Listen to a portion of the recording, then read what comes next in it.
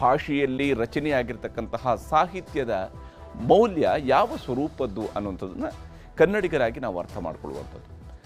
ಆದರೆ ಬಾನು ಮುಷ್ತಾಕ್ ಅವರು ದಸರಾ ಉದ್ಘಾಟನೆಗೆ ಅವರನ್ನು ಆಹ್ವಾನಿಸಿದಾಗ ಅವರು ನೀಡಿದಂತಹ ಹಿಂದಿನ ಒಂದು ಹೇಳಿಕೆಯನ್ನು ಆಧರಿಸಿ ಅದು ಯಾವ ಸನ್ನಿವೇಶದಲ್ಲಿ ಅವರು ಹೇಳಿದ್ದು, ಯಾವ ವೇದಿಕೆಯಲ್ಲಿ ಅವರು ಹೇಳಿದ್ದು, ಯಾವ ವಿಚಾರಗಳ ಧಾರೆ ಇರತಕ್ಕಂತಹ ವೇದಿಕೆ ಅದಾಗಿತ್ತು ಮತ್ತು ಆ ವೇದಿಕೆಯ ಒಳಗಡೆ ಅದನ್ನು ಹೇಳಿದಾಗ ಅದಕ್ಕೆ ಇರಬಹುದಾಗಿರ್ತಕ್ಕಂಥ ಮುಕ್ತ ಚರ್ಚೆ ಅವಕಾಶಗಳ ಬಗೆಗಿನ ವಿಚಾರಗಳನ್ನೆಲ್ಲ ಬದಿಗಿಟ್ಟು ಅವಷ್ಟೇ ವಿಡಿಯೋ ತುಣುಕನ್ನು ಮುಂದಿಟ್ಕೊಂಡು ಇವರು ಹಿಂದೂ ವಿರೋಧಿ, ಇವರು ಕನ್ನಡ ವಿರೋಧಿ ಅನ್ನುವಂಥದ್ದು ರೀತಿಯಲ್ಲಿ ಬಿಂಬಿಸುವಂತಹ ಕೆಲಸ ನಡೆಯಿತು.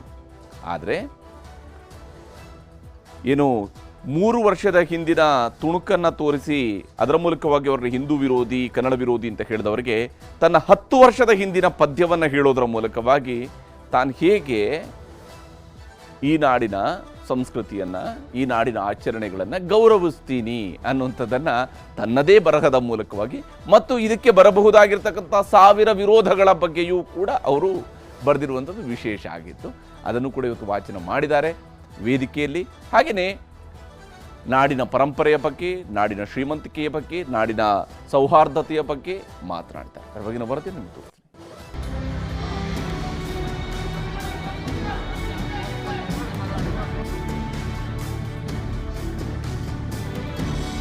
ನವರಾತ್ರಿ ರಂಗಿನ ಮೊದಲ ಬಣ್ಣ ಹಳದಿ ಸೀರೆ, ಮುಡಿಯಲ್ಲಿ ಮಲ್ಲಿಗೆ ಹೂ.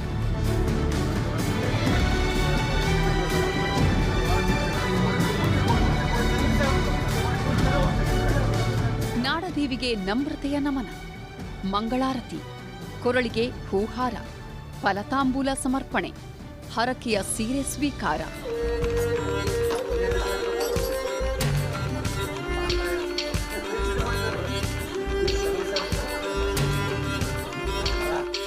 ದಸರಾ ಉದ್ಘಾಟನೆ ಸಾರಥ್ಯ, ಪುಷ್ಪಾರ್ಚನೆಯಲ್ಲೂ ಭಾಗಿ, ವೇದಿಕೆಯಲ್ಲಿ ಸನ್ಮಾನ, ಗೌರವ.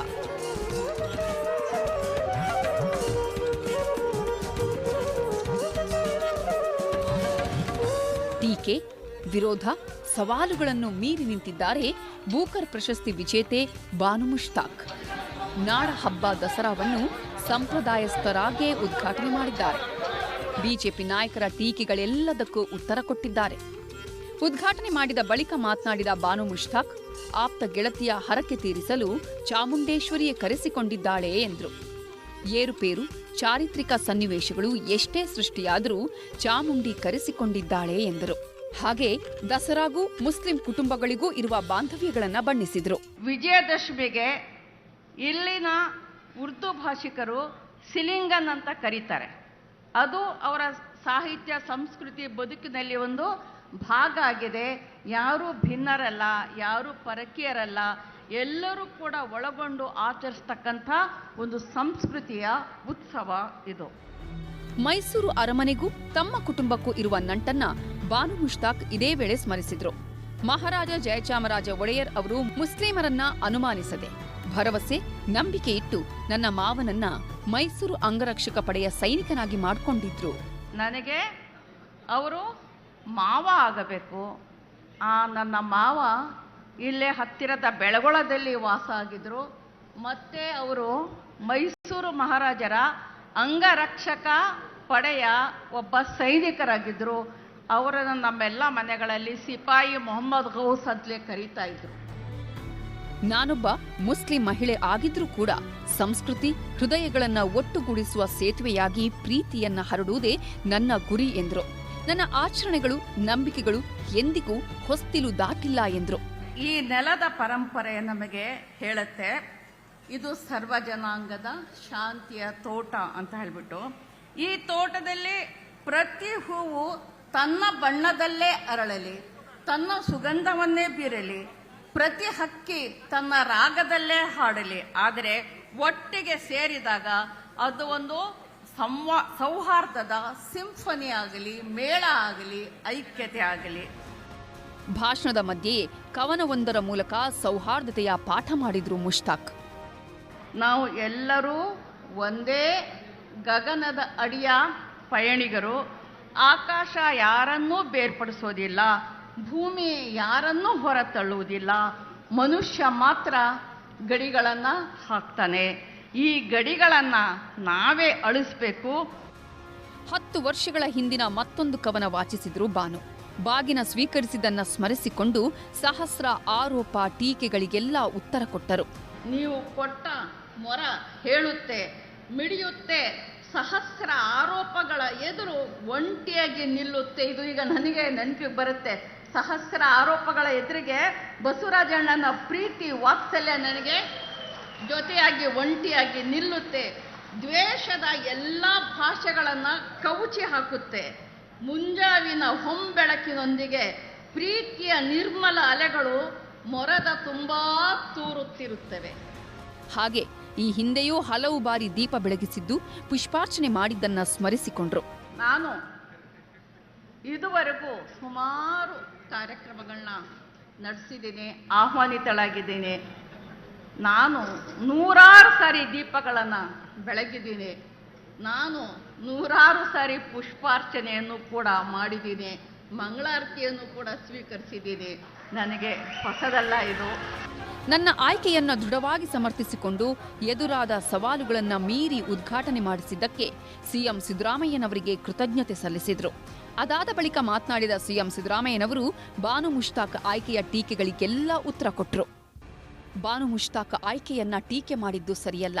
ಟೀಕೆ ಮಾಡಿದ ಎಲ್ಲರಿಗೂ ಹೈಕೋರ್ಟ್, ಸುಪ್ರೀಂ ಕೋರ್ಟ್ಗಳೇ ಜಾತ್ಯತೀತತೆಯ ಪಾಠ ಮಾಡಿವೆ ಎಂದರು. ಓರ್ವ ಸಾಹಿತಿ, ಹೋರಾಟಗಾರ್ತಿಯನ್ನು ಮನುಷ್ಯರಾಗಿ ನೋಡಬೇಕೇ ಹೊರತು ಜಾತಿ ಧರ್ಮಗಳಿಂದಲ್ಲ ಅಂದ್ರು. ಬಾನು ಮುಷ್ತಾಕ್ ಅವರು ಹುಟ್ಟಿನಿಂದ ಮುಸ್ಲಿಂ ಮಹಿಳೆ ಆಗಿರಬಹುದು, ಆದರೆ ಅವರು ಮನುಷ್ಯರನ್ನ ಪ್ರೀತಿಸಬೇಕೆ ಹೊರತು ಧರ್ಮದ ಆಧಾರದ ಮೇಲೆ, ಜಾತಿಯ ಆಧಾರದ ಮೇಲೆ ದ್ವೇಷಿಸಬಾರದು. ನಾವೆಲ್ಲ ಮನುಷ್ಯರು, ನಾವು ಪರಸ್ಪರ ಪ್ರೀತಿಯಿಂದ ಇರಬೇಕು ಹೊರತು ಪರಸ್ಪರ ದ್ವೇಷದಿಂದ ಇರಬಾರದು. ಅದು ಮನುಷ್ಯತ್ವದ ಲಕ್ಷಣ ಅಲ್ಲ. ಬಾನು ಮುಷ್ತಾಕ್ ಆಯ್ಕೆ ವಿಚಾರದಲ್ಲಿ ರಾಜಕಾರಣ ಮಾಡಿದ ಬಿಜೆಪಿ ನಾಯಕರಿಗೆ ವೇದಿಕೆಯಲ್ಲೇ ಸಿದ್ದು ಸವಾಲು ಹಾಕಿದರು. ರಾಜಕೀಯ ಮಾಡೋವಾಗ ಮಾಡೋಣ, ದಸರಾ ವಿಚಾರದಲ್ಲಿ ಅಲ್ಲ ಅಂದ್ರು. ಗೋಡಾ ಹೇ ಮೈದಾನ್ ಹೇ ಅನ್ನುವ ಮೂಲಕ ಬಹಿರಂಗವಾಗಿ ಪಂಥಾಹ್ವಾನ ಕೊಟ್ಟರು. ರಾಜಕೀಯ ಮಾಡಬೇಕು ಅಂದ್ರೆ ಮಾಡೋಣ. ಗೋಡಾ ಹೇ ಮೈದಾನ ಹೈ, ಗೋಡಾ ಹೈ ಮೈದಾನ ಹೈ. ರಾಜಕೀಯ ಮಾಡೋಣ. ಅಲ್ಲಿ ಇಲ್ಲ ಸಲ್ಲದ ಯಾವುದೋ ರಾಜಕಾರಣಕ್ಕೋಸ್ಕರ, ದ್ವೇಷಕ್ಕೋಸ್ಕರ, ಇನ್ಯಾರನ್ನೋ ಓಲೈಸಕ್ಕೋಸ್ಕರ ರಾಜಕಾರಣ ಮಾಡಬಾರದು. ಓಲೈಕೆ ರಾಜಕಾರಣ ಅದರಿಂದ ಲಾಭನೂ ಆಗಲ್ಲ, ನಷ್ಟನೇ ಜಾಸ್ತಿ ಆಗ್ತಕ್ಕಂಥದ್ದು ಅನ್ನೋದನ್ನ ಅರ್ಥ ಮಾಡ್ಕೋಬೇಕು ಅಂತಕ್ಕಂಥ ಮಾತುಗಳನ್ನ ಹೇಳಲಿಕ್ಕೆ ಬಯಸ್ತಾ ಇದ್ದೇನೆ. ಅದರಿಂದ ಹೈಕೋರ್ಟು, ಸುಪ್ರೀಂ ಕೋರ್ಟು ಕೂಡ ಒಪ್ಕೊಂಡಿದೆ. ಈಗ ಬಳಿಕ ಮಾತು ಮುಂದುವರಿಸಿದ ಸಿಎಂ ಬಾನು ಮುಷ್ತಾಕ್ ಆಯ್ಕೆಯನ್ನು ಸಮರ್ಥಿಸಿಕೊಂಡ್ರು. ಅಂತಾರಾಷ್ಟ್ರೀಯ ಬೂಕರ್ ಪ್ರಶಸ್ತಿಯನ್ನ ಪಡ್ಕೊಂಡಿರ್ತಕ್ಕಂಥವರು ಅವರು ಈ ಸಾರಿ ದಸರಾ ಉದ್ಘಾಟನೆ ಮಾಡಿರ್ತಕ್ಕಂಥದ್ದು ಸರಿಯಾಗಿದೆ. ಕನ್ನಡ ನಾಡಿಗೆ ಗೌರವವನ್ನು ತರ್ತಕ್ಕಂಥ ಕೆಲಸ ಆಗಿದೆ ಅಂತಕ್ಕಂಥ ಮಾತುಗಳನ್ನ ಹೇಳಲಿಕ್ಕೆ ಬಯಸ್ತಾ ಇದ್ದೇನೆ. ಇದೇ ವೇಳೆ ಸರ್ಕಾರದ ಆಡಳಿತದ ಬಗ್ಗೆಯೂ ಸಿಎಂ ಸಮರ್ಥಿಸಿಕೊಂಡ್ರು. ಗ್ಯಾರಂಟಿ ಯೋಜನೆಗಳ ಮೂಲಕ ರಾಜ್ಯದ ಜನರನ್ನ ಸದೃಢಗೊಳಿಸುವ ಕೆಲಸ ಆಗ್ತಿದೆ ಅಂದ್ರು. ಜಾತಿ ಗಣತಿ ಬಗ್ಗೆಯೂ ಪ್ರಸ್ತಾಪಿಸಿ ಸಮಾಜದಲ್ಲಿ ಅಸಮಾನತೆ ಹೋಗಿಸಲು, ದೌರ್ಜನ್ಯಗಳನ್ನ ತಪ್ಪಿಸಲು ಜಾತಿ ವ್ಯವಸ್ಥೆ ದೂರ ಆಗಬೇಕು ಅಂದ್ರು. ದೌರ್ಜನ್ಯ ಹೋಗ್ಬೇಕಾದ್ರೆ, ಜಾತಿ ಹೋಗ್ಬೇಕಾದ್ರೆ, ಎಲ್ಲರೂ ಮುಖ್ಯವಾಹಿನಿ ಬರಬೇಕಾದ್ರೆ ಸಮಾನತೆ ಬಂದಾಗ ಮಾತ್ರ ಸಮಾಜವನ್ನು ನಿರ್ಮಾಣ ಮಾಡಲಿಕ್ಕೆ ಸಾಧ್ಯ ಆಗ್ತದೆ. ಇಲ್ಲಿವರೆಗೆ ಸಾಧ್ಯ ಆಗಲ್ಲ. ಸುಮಾರು 1 ಲಕ್ಷ ಕೋಟಿ ರೂಪಾಯಿಗಳನ್ನ ಗ್ಯಾರಂಟಿ ಯೋಜನೆಗಳಿಗೆ ಖರ್ಚು ಮಾಡಿದ್ದೀವಿ. 1 ಲಕ್ಷ ಕೋಟಿ. ರಾಜ್ಯ ದಿವಾಳಿ ಆಗಿದೆಯಾ? ದಿವಾಳಿ ಆಗಿದೆಯಾ? ಇದು ಯಾವ ಕಾರಣಕ್ಕೂ ನಿಲ್ಲಲ್ಲ. ಯಾರು ವಿರೋಧ ಮಾಡಿದ್ರು ಅವರೇ ಈಗ ಕಾಪಿ ಮಾಡಕ್ ಶುರು ಮಾಡಿಬಿಟ್ಟಿದ್ದಾರೆ. ಬಾನು ಮುಷ್ತಾಕ್ ಟೀಕೆ ಮಾಡಿದ್ದ ಬಿಜೆಪಿ ನಾಯಕರು ಇದೀಗ ಉಲ್ಟಾ ಹೊಡೆಯುತ್ತಿದ್ದಾರೆ. ಬಾನು ಮುಷ್ತಾಕ್ ಹೇಗೆ ದಸರಾ ಉದ್ಘಾಟನೆ ಮಾಡಬೇಕು ಅಂತ ನಾವು ಅಂದ್ಕೊಂಡಿದ್ವು ಹಾಗೇ ಉದ್ಘಾಟನೆ ಮಾಡಿದ್ದಾರೆ. ಹಾಗಾಗಿ ಮರು ಟೀಕೆಯೇ ಇಲ್ಲ ಅಂದಿದ್ದಾರೆ. ಒಂದು ಇಸ್ಲಾಂ ಧರ್ಮವನ್ನ ಪಾಲನೆ ಮಾಡತಕ್ಕಂತ ಮಹಿಳೆ ರೇಷ್ಮೆ ಸೀರೆ ಉಟ್ಟು ತಲೆಗೆ ಮುಡಿಗೆ ಹೂ ಮುಡಿಸಿಕೊಂಡು ಒಂದು ಹಿಂದೂ ಹೆಣ್ಣುಮಗಳ ರೀತಿಯಲ್ಲಿ ಬಂದು ಅರಿಶಿಣ ಕುಂಕುಮವನ್ನು ವಿರೋಧ ಮಾಡತಕ್ಕಂಥವರು ಇವತ್ತು ಅರಿಶಿಣ ಬಣ್ಣದ ಬಟ್ಟೆಯನ್ನೇ ತೊಟ್ಟು ದೇವಸ್ಥಾನಕ್ಕೆ ಬಂದು ಆರತಿ ಬೆಳಗಿ ಮತ್ತೆ ದೇವರ ಮುಂದೆ ನಿಂತು ಇದು ಪೂಜಾರಿ ಕೊಡುವ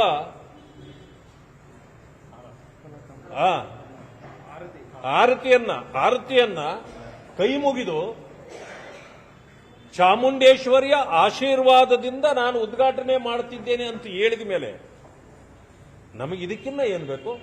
ನಮ್ಮ ಅನಿಸಿಕೆಯನ್ನು ಅದೇ ಇದ್ದದ್ದು. ನಾವು ಅದನ್ನ ಬೆಳೆಸಕ್ ಹೋಗೋದಿಲ್ಲ. ಈಗ ಅವರೇ ಏನ್ ಮಾತಾಡಿದ್ರು, ಚಾಮುಂಡೇಶ್ವರಿಯನ್ನ ಭುವನೇಶ್ವರಿ ಅಂತ ಕರೆದು ಬಿಟ್ಟಿದ್ದಾರೆ, ಕುಂಕುಮವನ್ನ ಇಡ್ತಾ ಇದ್ದಾರೆ, ಅರಿಶಿಣ ಕುಂಕುಮವನ್ನ ಇಡ್ತಾ ಇದ್ದಾರೆ, ಕರ್ನಾಟಕದ ಧ್ವಜವನ್ನ ಅರಿಶಿಣ ಕುಂಕುಮ ರೀತಿನಲ್ಲಿ ಬಿಂಬಿಸ್ತಾ ಇದ್ದಾರೆ. ಇಂಥ ಸಂದರ್ಭದಲ್ಲಿ ನಾನು ಹೇಗೆ ಅದನ್ನ ಗೌರವಿಸಲಿ? ನಾನು ಎಲ್ಲಿ ನಿಂತ್ಕೊಂಡ್ಲಿ? ನಾನು ಹೇಗೆ ಆರಾಧನೆಯನ್ನ ಮಾಡಲಿ ಅಂತ ಅವರು ಬಹಳ ವಿವಾದಾಸ್ಪದವಾಗಿರ್ತಕ್ಕಂಥ ಮಾತನ್ನ ಆಡಿ. ಇದನ್ನು ಮಾತಾಡದೆ ಹೋಗ್ಬಿಟ್ಟಿದ್ರೆ ಯಾರು ಕೂಡ ಅವರನ್ನ ವಿರೋಧ ಮಾಡ್ತಾ ಇರಲಿಲ್ಲ. ಟೀಕೆ ಟಿಪ್ಪಣಿಗಳೊಂದಿಗೆ ದಸರಾ ಉದ್ಘಾಟನೆಯಾಗಿದೆ.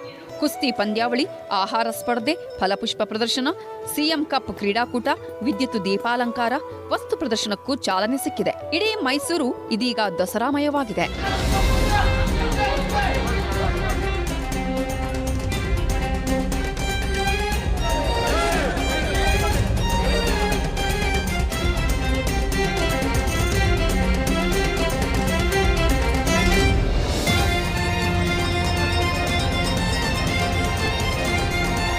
ಇನ್ನೊಂದು ಕಡೆ ಅಂಬಾವಿಲಾಸ ಅರಮನೆಯಲ್ಲಿ ಖಾಸಗಿ ದರ್ಬಾರ್, ಶಾಸ್ತ್ರಬದ್ಧ ಪೂಜಾ ಕಾರ್ಯಗಳು ನಡೆದಿವೆ. ರಾಜ ಪೋಷಾಕಿನಲ್ಲಿ ಬಂದ ಯದುವೀರ್ ಖಾಸಗಿ ದರ್ಬಾರ್ ಮಾಡಿದ್ರು.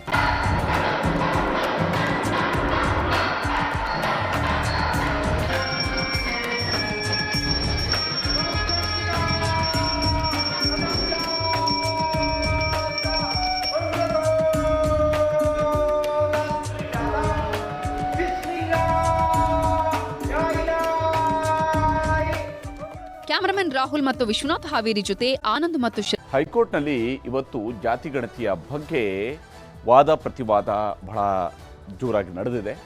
ಹೈಕೋರ್ಟ್ನಲ್ಲಿ ಜಾತಿ ಭವಿಷ್ಯ ನಾಳೆ ನಿರ್ಧಾರ ಆಗುತ್ತೆ. ಹೈಕೋರ್ಟ್ ಮೆಟ್ಟಿಲೇರಿದೆ ಜಾತಿ ಗಣತಿಯ ಭವಿಷ್ಯ. ಸರ್ಕಾರ ಇವತ್ತಿನಲ್ಲೇ ಜಾತಿ ಗಣತಿಯನ್ನು ಆರಂಭಿಸಿದೆ. ಜಾತಿ ಗಣತಿ ಪ್ರಶ್ನಿಸಿ ಹೈಕೋರ್ಟ್ನಲ್ಲಿ ಅರ್ಜಿ ಸಲ್ಲಿಕೆಯಾಗಿತ್ತು. ಅದರ ವಾದ ಪ್ರತಿವಾದ ಇವತ್ತು ನಡೆದಿದೆ. ನಾಳೆ ತೀರ್ಪು ಪ್ರಕಟಗೊಳ್ಳಲಿದೆ. ಸಮೀಕ್ಷೆಗೆ ಮಧ್ಯಂತರ ತಡೆಯಾಜ್ಞೆ ನೀಡುವಂತೆ ವಾದವನ್ನು ಮಂಡಿಸಲಾಗಿದೆ. ಬಹಳ ಮುಖ್ಯವಾಗಿ ವಾದ ಪ್ರತಿವಾದವನ್ನು ಕೇಳಿರತಕ್ಕಂತಹ ಹೈಕೋರ್ಟ್ ನಾಳೆ 2:30ಕ್ಕೆ ತೀರ್ಪು ಪ್ರಕಟಿಸಲಿದೆ. ಜಾತಿ ಗಣತಿಗೆ ಬ್ರೇಕ್ ಬೀಳುತ್ತಾ, ದಿನಾಂಕ ವಿಸ್ತರಣೆ ಆಗುತ್ತಾ, ಇವೆಲ್ಲವೂ ಕೂಡ ನಾಳೆ ನಿರ್ಧಾರ ಆಗಬಹುದು. ಹೈಕೋರ್ಟ್ ತೀರ್ಪಿನತ್ತ ಈಗ ಎಲ್ಲರ ಚಿತ್ತವೂ ಕೂಡ ನೆಟ್ಟಿರುವಂಥದ್ದು. 15 ದಿವಸಗಳ ಅವಧಿಯ ಒಳಗಡೆ ಗಣತಿಯನ್ನು ಮಾಡೋದಕ್ಕೆ ಸರ್ಕಾರ ಪ್ಲಾನ್ ಅನ್ನು ಮಾಡಿಕೊಂಡಿದೆ. ಅರ್ಜಿದಾರ ಉದಯ್ ಶಂಕರ್ ಪರವಾಗಿ ವಕೀಲ ಪ್ರಭುಲಿಂಗ ನಾವದಗಿ ಅವರು ಇವತ್ತು ವಾದವನ್ನು ಮಂಡಿಸಿದರು. ಜಾತಿ ಗಣತಿ ಸಂವಿಧಾನದ ಆರ್ಟಿಕಲ್ 342A ಸಬ್ ಕ್ಲಾಸ್ 3ಕ್ಕೆ ವಿರುದ್ಧವಾಗಿ ಇರುವಂಥದ್ದು. ಹಿಂದುಳಿದ ವರ್ಗಗಳ ಆಯೋಗದ ಹಿಂದಿನ ವರದಿಯನ್ನು ಪರಿಗಣಿಸದೆ ಹೊಸ ಪ್ರಕ್ರಿಯೆಗೆ ರಾಜ್ಯ ಸರ್ಕಾರ ಕೈ ಹಾಕಿದೆ ಮತ್ತು ಜಾತಿ ಗಣತಿ ಅಂಕಿಅಂಶಗಳನ್ನು ಜಿಯೋ ಟ್ಯಾಗಿಂಗ್ ಆಧಾರ್ಗೆ ಲಿಂಕ್ ಮಾಡಿರುವಂಥದ್ದು, ಜಿಯೋ ಟ್ಯಾಗಿಂಗ್ ಮೂಲಕ ಆಧಾರ್ಗೆ ಲಿಂಕ್ ಮಾಡಿರುವಂಥದ್ದು. ಇದು ವ್ಯಕ್ತಿಯ ಖಾಸಗಿ ಹಕ್ಕುಗಳಿಗೆ ಧಕ್ಕೆಯಾಗುತ್ತೆ ಮತ್ತು ಇದು ಕಾನೂನು ಬಾಹಿರವಾಗಿರುವಂಥದ್ದು ಅನ್ನುವಂಥ ವಾದವನ್ನು ಮಂಡಿಸಲಾಗಿದೆ. ಒಕ್ಕಲಿಗರ ಸಂಘದ ಪರವಾಗಿ ಹಿರಿಯ ವಕೀಲರಾಗಿರುವಂತಹ ಅಶೋಕ್ ಹಾರ್ನಳ್ಳಿ ಅವರು ವಾದವನ್ನು ಮಂಡನೆ ಮಾಡಿದ್ದಾರೆ. ರಾಜ್ಯ ಸರ್ಕಾರ ಹೊಸ ಜಾತಿಗಳನ್ನು ಸೃಷ್ಟಿ ಮಾಡ್ತಾ ಇದೆ ಅನ್ನುವಂಥದ್ದನ್ನು ಅವರು ಹೇಳಿದ್ದಾರೆ. ಬಹಳ ಮುಖ್ಯವಾಗಿ ಒಕ್ಕಲಿಗ ಕ್ರಿಶ್ಚಿಯನ್, ಬ್ರಾಹ್ಮಣ ಕ್ರಿಶ್ಚಿಯನ್ ಈ ರೀತಿಯಂಥ ವಿಂಗಡಣೆಗಳನ್ನು ಕೂಡ ಈ ಗಣತಿಯ ಸಂದರ್ಭದಲ್ಲಿ ಸೇರಿಸಲಾಗಿದೆ. ಅಂಕಿಅಂಶದ ವಿಶ್ಲೇಷಣೆ ಇಲ್ಲದೆ ಗಣತಿ ಅಧಿಕಾರ ರಾಜ್ಯಕ್ಕೆ ಇಲ್ಲ ಅಂತ ಹೇಳಿ ವಾದವನ್ನು ಮಂಡನೆ ಮಾಡಿದ್ದಾರೆ. ಈ ಸಂದರ್ಭದಲ್ಲಿ ಅಭಿಷೇಕ್ ಮನು ಸಿಂಘವಿ ಅವರು ಸರ್ಕಾರದ ಪರವಾಗಿ ವಾದವನ್ನು ಮಂಡಿಸಿದರು. ಜಾತಿ ಗಣತಿ ಮಾಡ್ತಾ ಇಲ್ಲ, ಕೇವಲ ಸಮೀಕ್ಷೆಯನ್ನು ಮಾಡ್ತಾ ಇದ್ದೀವಿ ಅನ್ನುವಂಥದ್ದನ್ನು ಅವರು ಹೇಳಿದ್ದಾರೆ. ಸಮೀಕ್ಷೆಗಳಿಗೆ ಹಿಂದೆಂದೂ ಮಧ್ಯಂತರ ತಡೆಯನ್ನು ಕೋರ್ಟ್ಗಳು ನೀಡಿಲ್ಲ, ಹೀಗಾಗಿ ಮಧ್ಯಂತರ ತಡೆಯನ್ನು ಕೊಡಬಾರ್ದು ಅಂತ ಹೇಳಿ ಮನವಿ ಮಾಡಿದ್ದಾರೆ. ಅಂಕಿಅಂಶ ಸಂಗ್ರಹಿಸುವಂಥ ಅಧಿಕಾರ ರಾಜ್ಯ ಸರ್ಕಾರಕ್ಕೆ ಇದೆ. ತನ್ನ ರಾಜ್ಯದ ಜನತೆಯ ಅಂಕಿಅಂಶ ಸಂಗ್ರಹಿಸುವಂಥದ್ದು, ಸಾಮಾಜಿಕ ಆರ್ಥಿಕವಾಗಿ ಹಿಂದುಳಿದವರ ಮಾಹಿತಿಯನ್ನು ಇಲ್ಲಿ ಸಂಗ್ರಹಿಸಲಾಗ್ತಾ ಇದೆ. ಜಾತಿ ಕೂಡ ಅದರಲ್ಲೊಂದು ಅಂಶ. 2014ರ ಅಂಕಿಅಂಶಗಳನ್ನೇ ಅಪ್ಡೇಟ್ ಮಾಡ್ತಾ ಇದ್ದೀವಿ. ಇದಂದರೆ ಹೊಸ ಸರ್ವೆ ಅಲ್ಲ, ಕಳೆದ ಬಾರಿ ಏನು ಅಂಕಿಅಂಶಗಳಿದ್ವು ಅವುಗಳನ್ನು ಅಪ್ಡೇಟ್ ಮಾಡ್ತಾ ಇದ್ವಿ. ಆಯೋಗದ ಹಳೆಯ ಸರ್ವೆಯನ್ನು ನಾವು ಕೈ ಬಿಟ್ಟಿಲ್ಲ ಅಂತ ಹೇಳಿ ಸಿಂಘ್ವಿ ಅವರು ಹೇಳಿದ್ದಾರೆ. ಸಮೀಕ್ಷೆಗೆ ಮಧ್ಯಂತರ ತಡೆಯನ್ನು ನೀಡಬಾರ್ದು ಅಂತ ಹೇಳಿ ಮನವಿಯನ್ನು ಮಾಡಿದ್ದಾರೆ. ಇಷ್ಟಕ್ಕೂ ಹೈಕೋರ್ಟ್ ಈ ಅರ್ಜಿಯನ್ನು ಕೈಗೆತ್ತಿಕೊಂಡಾಗ ಹೇಳಿತ್ತು, ಎಲ್ಲ ಅರ್ಜಿದಾರರು ಒಟ್ಟಾಗಿ ಲಿಖಿತ ಸಾರಾಂಶವನ್ನು, ಅಂದರೆ ನಿಮ್ಮ ವಾದದ ಲಿಖಿತ ಸಾರಾಂಶವನ್ನು ಕೊಡಿ, ಪ್ರತಿಯೊಬ್ಬರು ವಾದ ಮಾಡೋದಕ್ಕೆ ಎಷ್ಟು ಸಮಯ ಬೇಕು ಅನ್ನೋದನ್ನು ಕೂಡ ತಿಳಿಸಿ ಅಂತ ಹೇಳಿತ್ತು. ಅದಾದ ಮೇಲೆ ಮಧ್ಯಂತರ ತಡೆಯ ಬಗ್ಗೆ ವಾದ ಆಲಿಸೋದಕ್ಕೆ ಹುರುಳಿದೆ ಅಂತೇಳಿ ಅನ್ನಿಸ್ತಾ ಇದೆ ಅನ್ನೋದನ್ನು, ಅಂದರೆ ಇದನ್ನು ಮಧ್ಯಂತರ ವಾದಕ್ಕೆ ನಾವು ಪರಿಗಣಿಸಬಹುದು ಅನ್ನೋದನ್ನು ಹೇಳಿದ್ದಾರೆ.